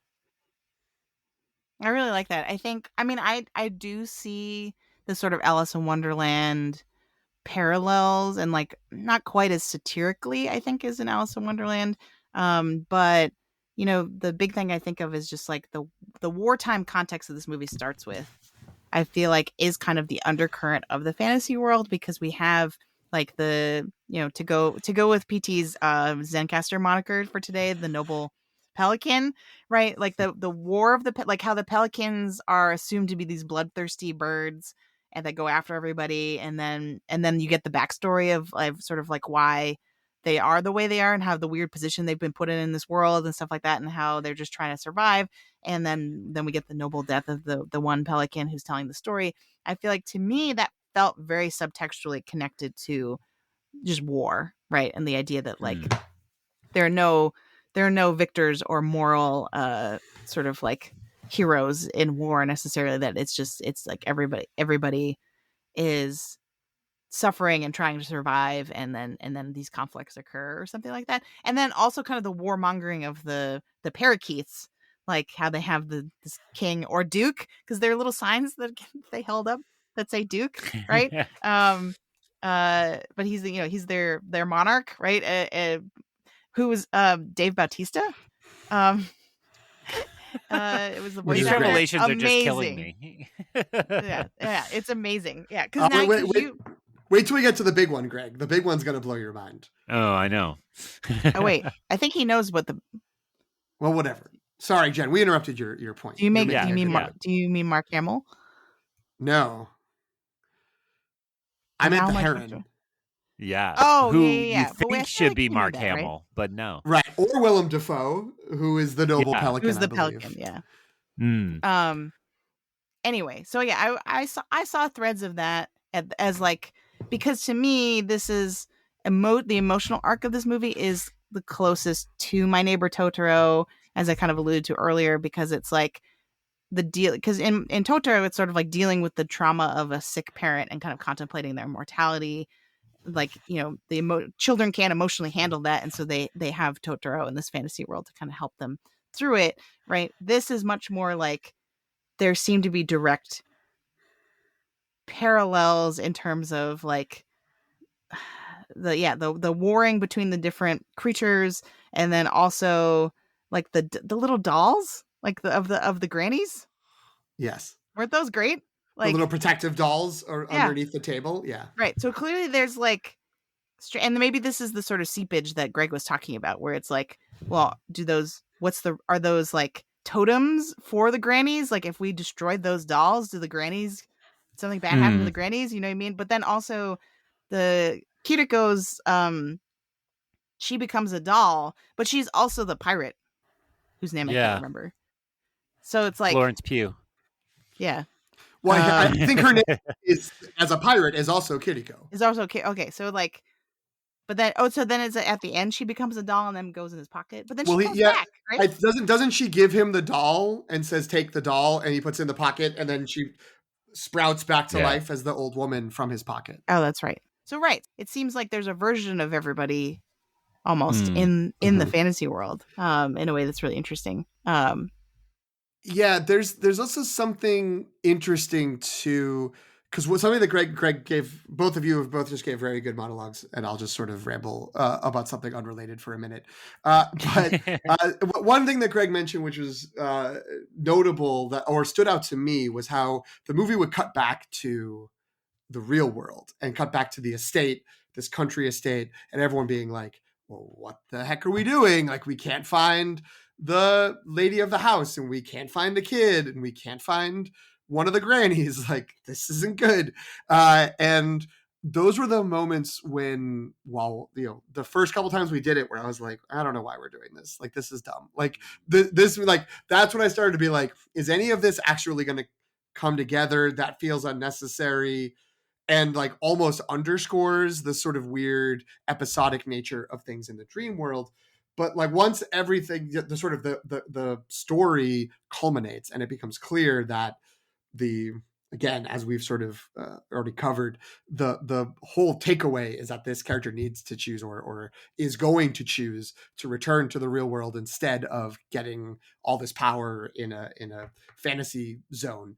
That that inherently makes it interesting to sort of keep seeing what's happening in the real world, but also like what's going on there is so complicated in the theme of war and conflict, because they're out in the country, because they got out of Tokyo, because Tokyo's being bombed. But then the dad is all like, yeah, everything's going great because I'm running a factory. We're building parts for fighter jets. Like, we're building cockpits, and the cockpits are brought to the estate because for some reason it can't stay at the factory for a while. And then the people who come to help with that are then helping with the search. But then it's like, we can't do the search anymore. Just bring the cockpits away. And they're all carrying the cockpits out. So there's this like fake setting that like, oh, everything's peaceful and calm here. And it's sort of the fact that there is this whole roiling fantasy parallel worlds happening with the birds versus birds and all this like fire and stuff happening is just like in reality, where there's a whole war still going on and Tokyo is still being bombed, and folks are off on planes and boats in battles, and maybe Godzilla's rising up. We don't know. That's a different movie. That's a crossover. We can deal with it at a different time. There's also you just reminded me, there's also the sort of sea full of ghost ships, which also feels Yes. very much like war imagery, Yep. right? Like, of like, these are all the fallen ships. Now you're making me think maybe going into the fantasy world is an allegory for them returning to Tokyo, or like his choice to be like, no, we're going to go back, right? Yeah. It ultimately mirrors their decision to move back to Tokyo despite it being war torn and destroyed. I don't have anything smart really, but just to say that also puts Lion Witch in the Wardrobe into the conversation here, right? Because the Pevensey children are pulled out of London during the Blitz and are only enter their fantasy realm because of that. So structurally, this actually matches that pretty closely. I really like the point about the ghost ships. And one, I would say my favorite segment, which we haven't really mentioned much of, I will call it the Pixar Soul section, where we have you need a little cutesy thing to sell plushies of at your comic book stores. And Wara wara! And just this beautiful idea that the job of the pirate, which again, I saw the subtitle version, so I didn't know it was Florence Pugh. I'll just call her Florence Pugh, has to feed the souls and give them the energy to float up and go be born. And then the threat of the pelicans. And so I think it's a beautiful scene, and it's tragic, and the fire is a part of it.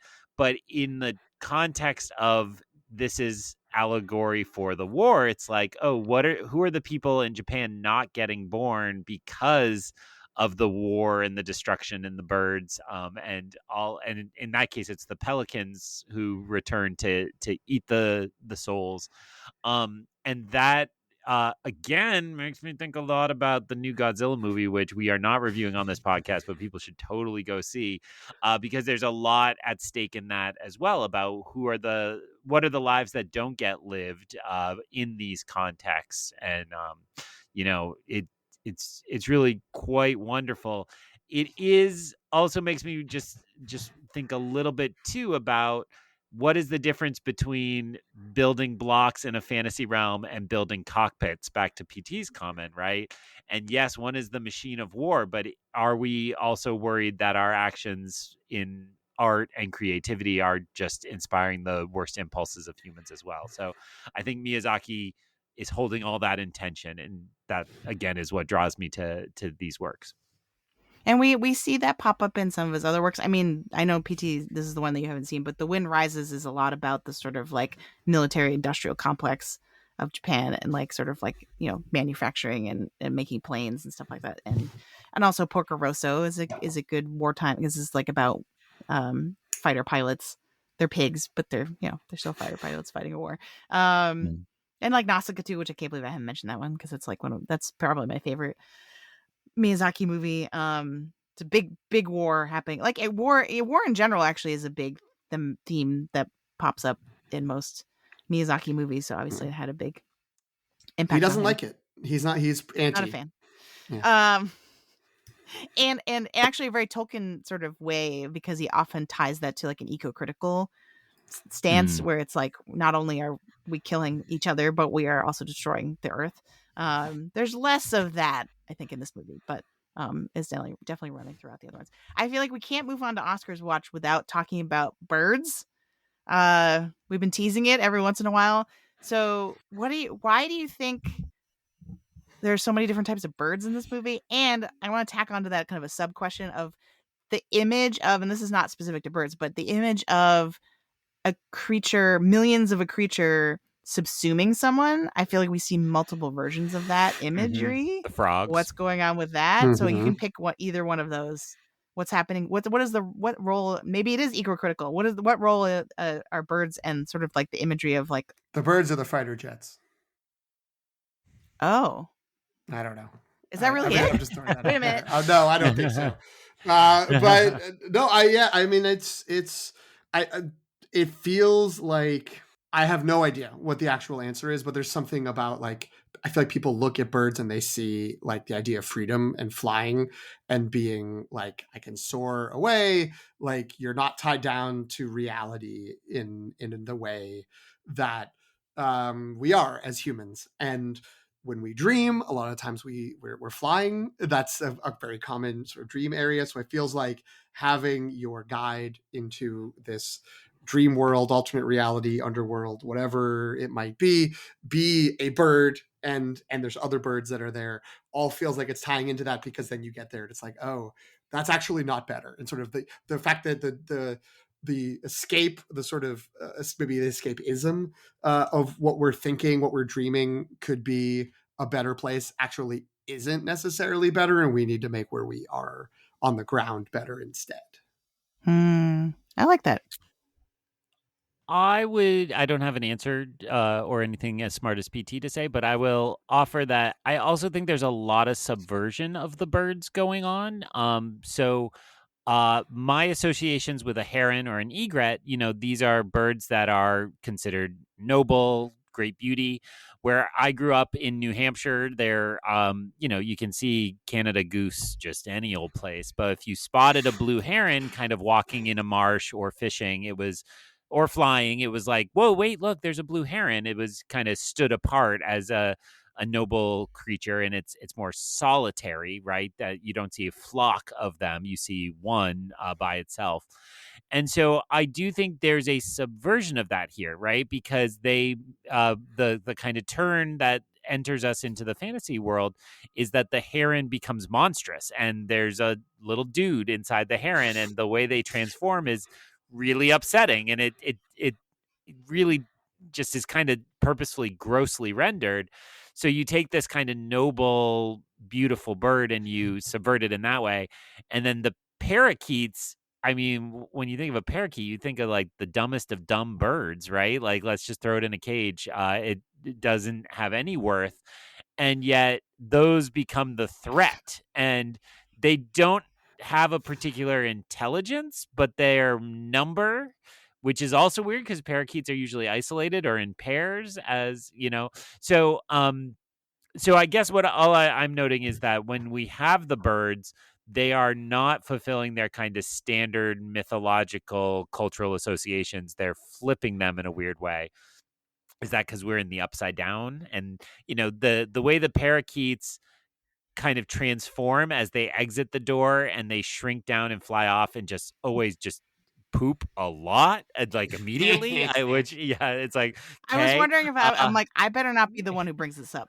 Like, So it is like we are, the door is inverting each of these birds. I don't have as good a read on the pelicans in that context. I think I don't have a lot of cultural association with pelicans.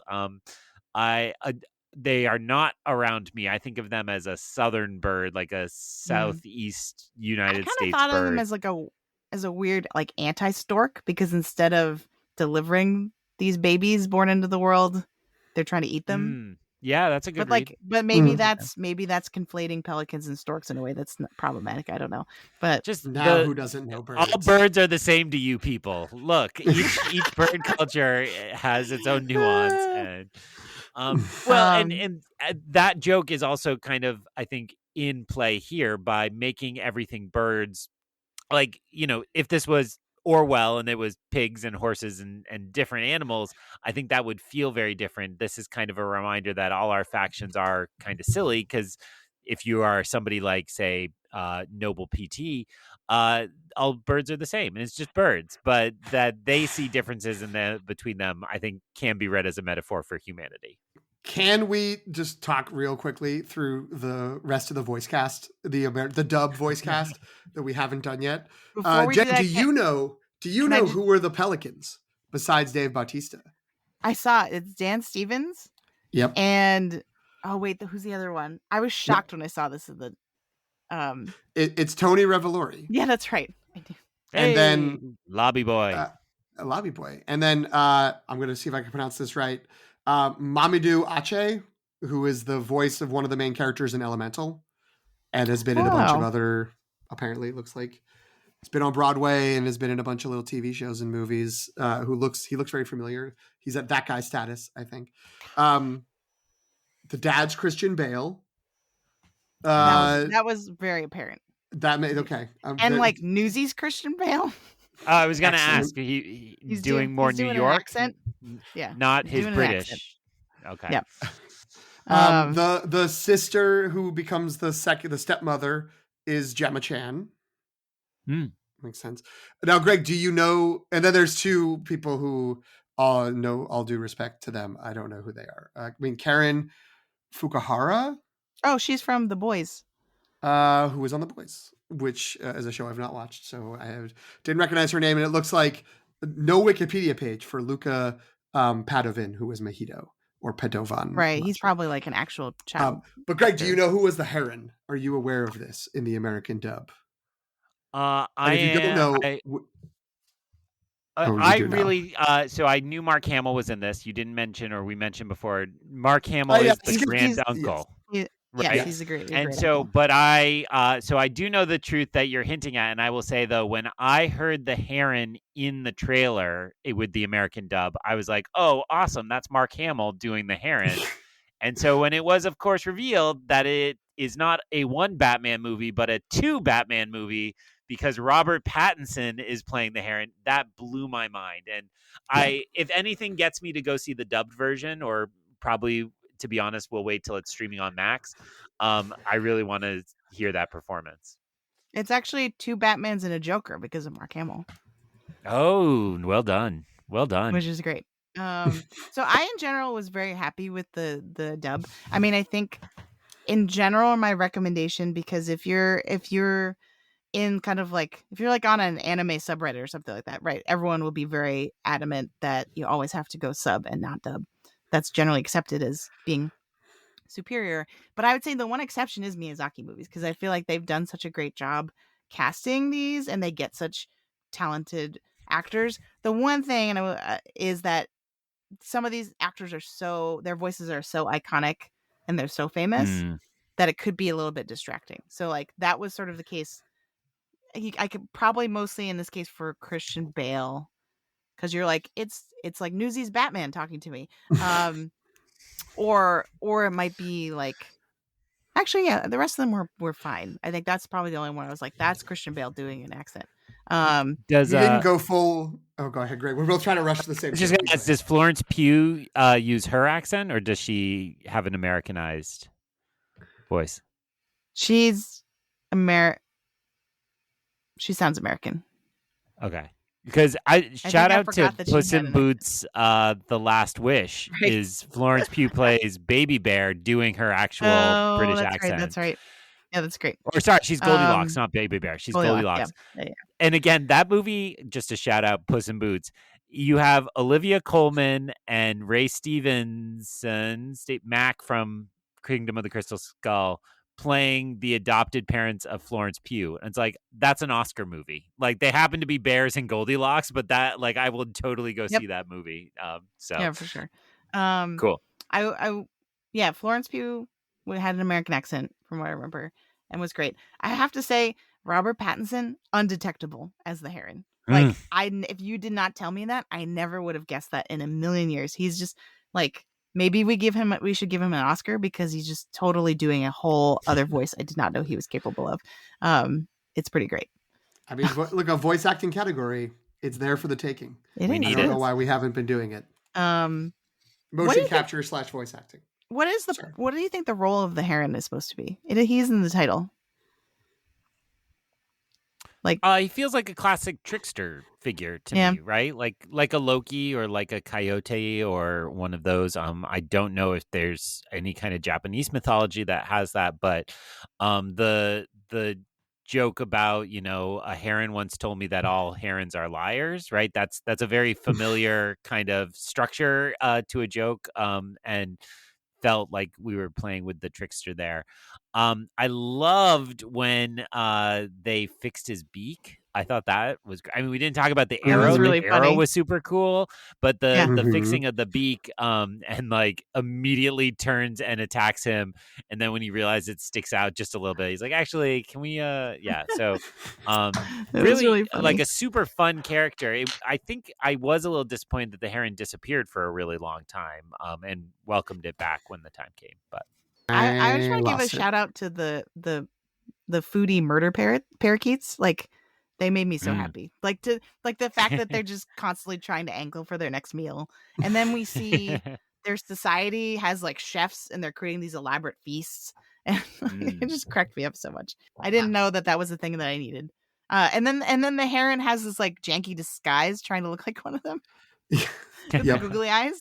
It's so good. Yep. And I remember the thing I was going to say, because you mentioned the title, which is now The Boy and the Heron, but for a long time I had a different title, which was How Do You Live, which is the title of apparently a well-known book in Japan. I don't know exactly how old it is, but it was 1937 is when it was okay. published. Thank you. I actually attempted to read it this week.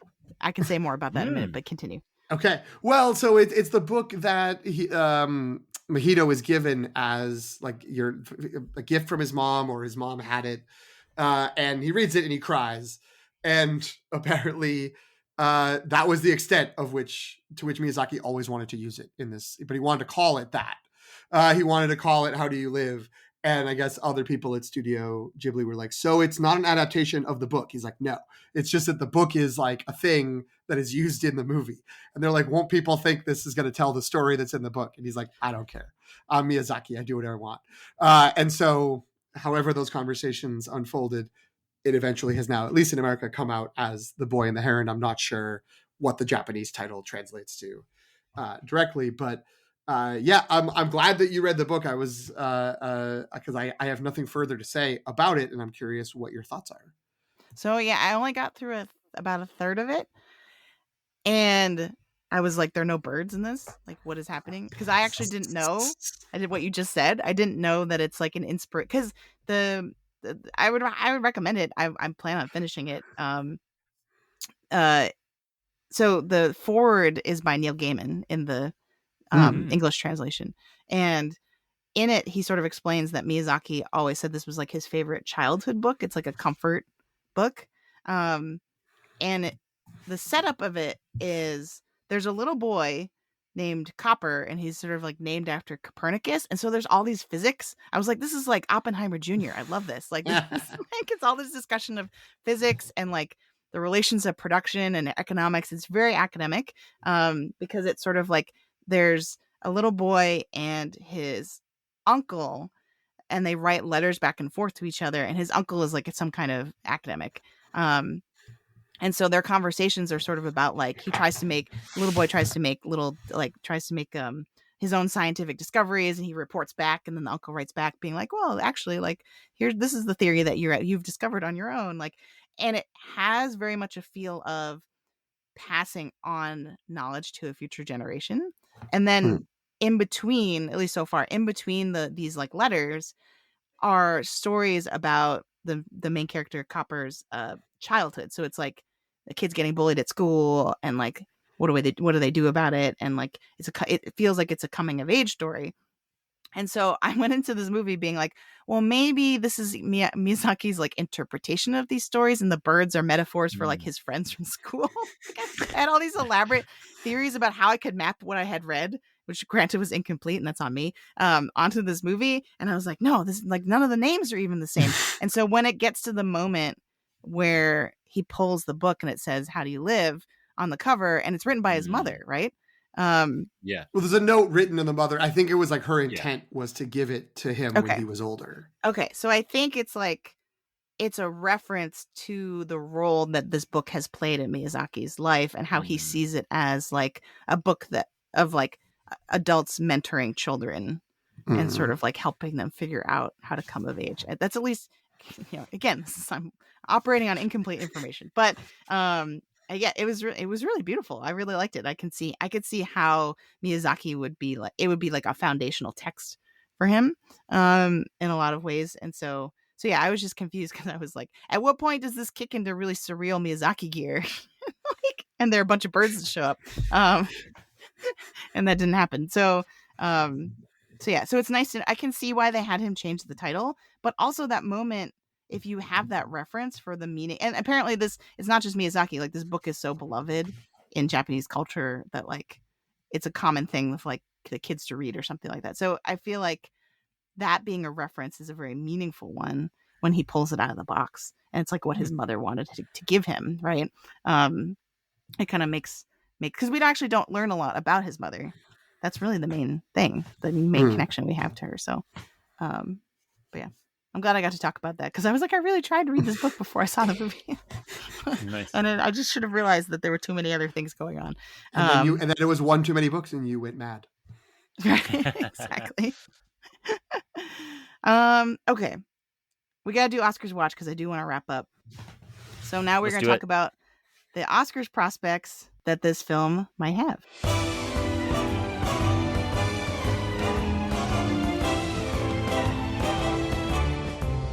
So the main question here, I think, is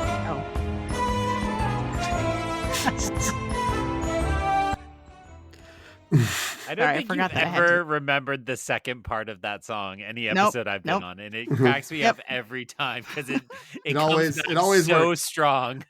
Well, so last time I remembered to I figured out if you click it again, it fades out on its own. Oh, interesting. Yeah, as long as you don't click the X like I often do, and then just totally delete the whole thing.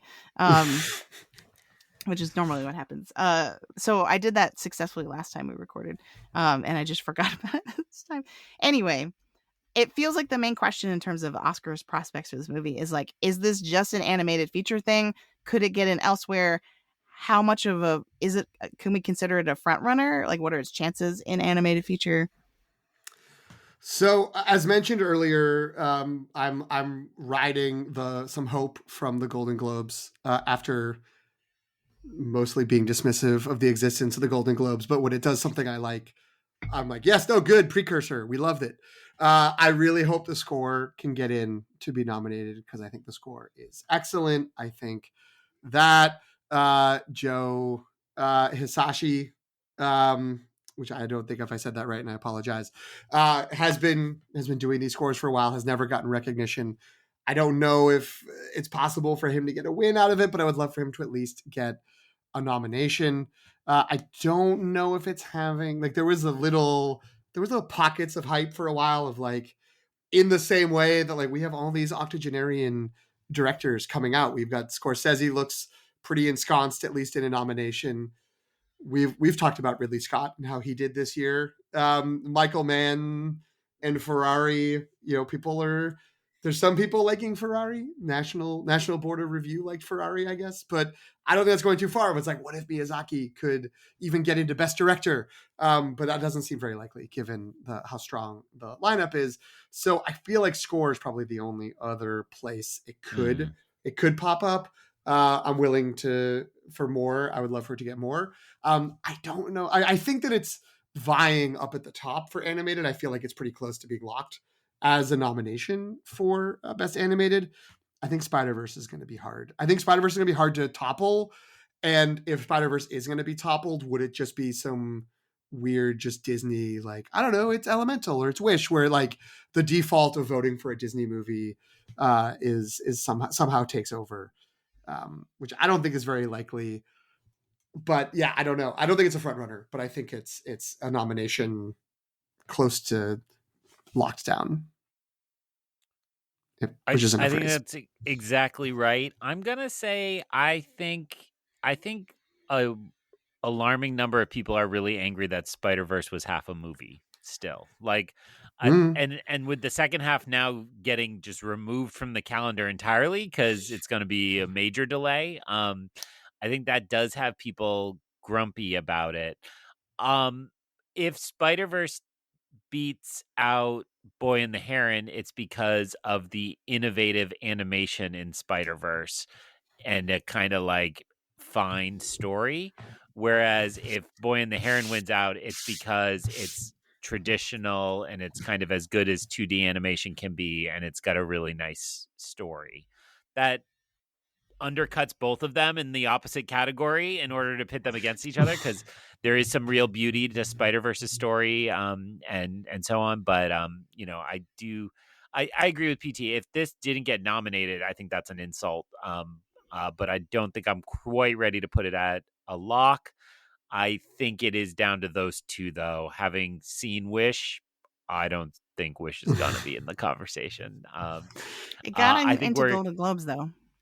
I think we are more likely to see Leo make a late move because Leo is crazy popular right now, which is Over just Nimona? mind-boggling.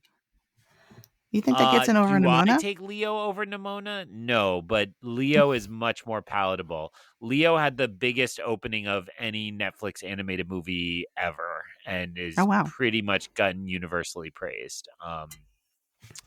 And it is created by Triumph the Insult Comic Dog, is the director, writer, and the songwriter for that. Of course, his name is Robert Smigel, and he's done a lot more. But just picture Insult the Comic Dog, Triumph the Insult Comic Dog, directing a film. But I think PT called it right though about these ones. I would put. I think. Across the Spider-Verse, the original already has an Oscar. We've got a third one. I would, if I were PricewaterhouseCooper, because we'll pretend that's how it works, I would give it over to The Boy and the Heron right now. It's a sequel that normally doesn't do that well in this category in terms of nominations and wins. That sequels are less likely to get nominated, but if they do get in, they're less likely to win. So I feel like because it's a sequel, the first one already won one, and because of the part 2 factor, or that Greg mentioned, that I feel like makes it so that it will get into the category, but might not necessarily win. My counterpoint is Pinocchio, Guillermo del Toro's Pinocchio. I think this branch does have an appetite for something that's popular, but also on the kind of artsier, more poetic side. And so for that reason, I think Boy and the Heron has an edge. Maybe the thing I'll push back on that though is Guillermo del Toro spent a lot of time being like, "What's up, everybody? I'm Guillermo del Toro. Don't you love me? Don't you want to give me an Oscar? I want to talk about my animators. I want to talk about stop motion." Whereas Hayao Miyazaki is like, "I'm never speaking to you. I'm never coming to America. I have no desire to care or even acknowledge your existence in Hollywood."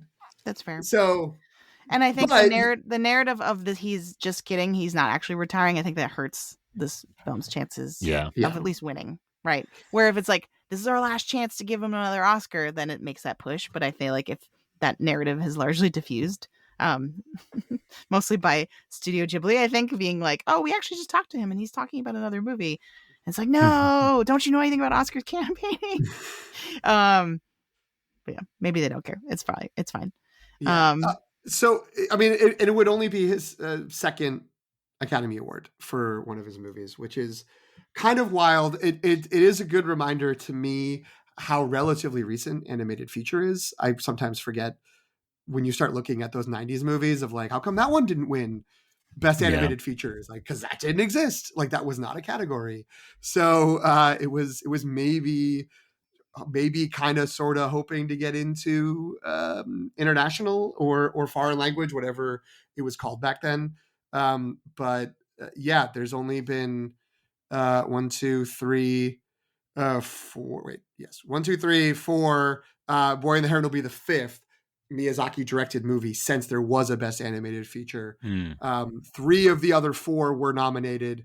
Ponyo didn't make the cut. Ponyo did not get nominated the year it came out. But The Wind Rises. One of my least favorite. Oh, okay. I mean, I still like it, but that's my kids' Is that the favorite. goldfish one? Is that the fish becomes a girl? Yes, it's a Little Mermaid. basically, but with a Yeah. fish. Hmm. Yeah, Fish I girl, remember not being that enticed by that one. But The Wind Rises and Howl's Moving Castle were both nominated in Spirited Away won animated feature. So again, not due, but is it like, even despite losing this is the last movie, which I think I'm not saying that it's wrong, but just in the interest of content, I'm going to disagree slightly and say if they really leaned on, and this is his last movie, like, wouldn't you feel bad if you didn't give him another Oscar for his last movie? That might like turn people off in a way that like the old guy being like, I'm still going, whatever. They might be like, oh yeah, he's great. Like, and this movie's really good. I'll just, we like this one. We'll give it to him. So it loses a narrative, but I think that it might not turn off voters necessarily. And I think it's possible they might say, hey, look at his filmography. Doesn't he deserve to have won twice instead of just the once? I like that spin. Especially if Spider-Verse, there's going to be a third one, and they could say in a Return to the King move, well, let's make sure they hit the landing. And then Spider-Verse would also have two, and they'd both have two, and everyone's happy. Everyone goes home happy. The people who worked on Wish and Elemental and Nimona and Suzumi. Super Mario Brothers. Oh yeah, Suzumi got a Golden Globe nomination, which I haven't seen. I haven't seen that yet, but I heard it's good.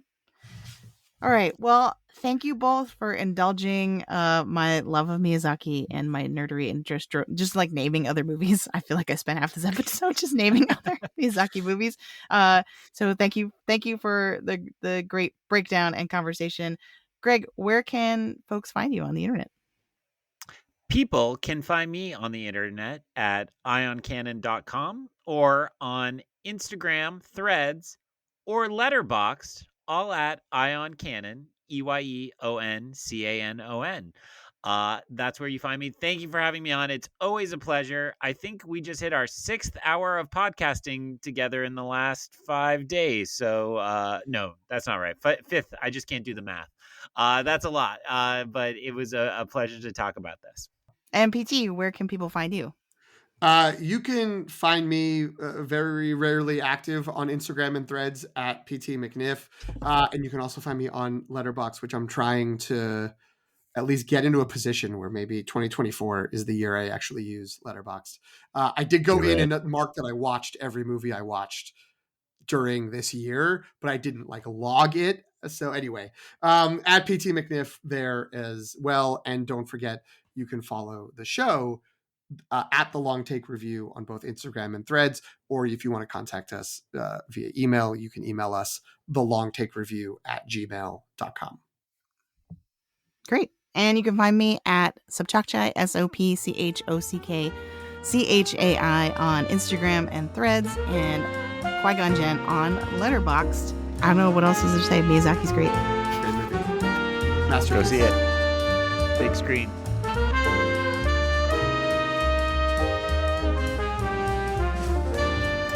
Thank you for listening. You can follow The Long Take on Substack at thelongtake.substack.com. Subscribe for free to receive reviews of films with Oscar buzz, as well as new films and series from pop franchises like Star Wars and Marvel.